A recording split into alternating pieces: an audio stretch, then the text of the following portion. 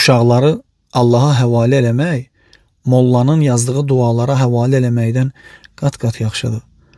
O uşağı yaradan Allahdır. Allah Teala buyurur ki, Əleyhissallahu bikəfin əbdə, məgər Allah öz quluna kifayət deyil. Allah onu qoruyur, müdafiə eləyir, onun ruzusunu verir. Amma molla neyir? Ağzına gələni bir dənə yazır.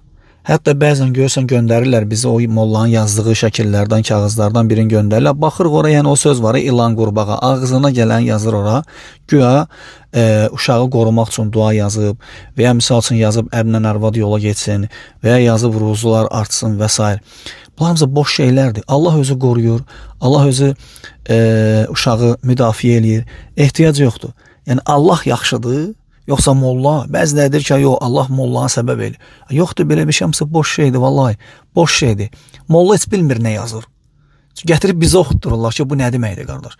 Baxırsan ki, özü də bilmir nə yazır. Ərəb hərflərindən 3 dənə, 5 dənə hərf bilir, əlif, bə, tə, sə və s. Yazır ora, gör nəsə yazdı. 10 manat, 5 manat da alır.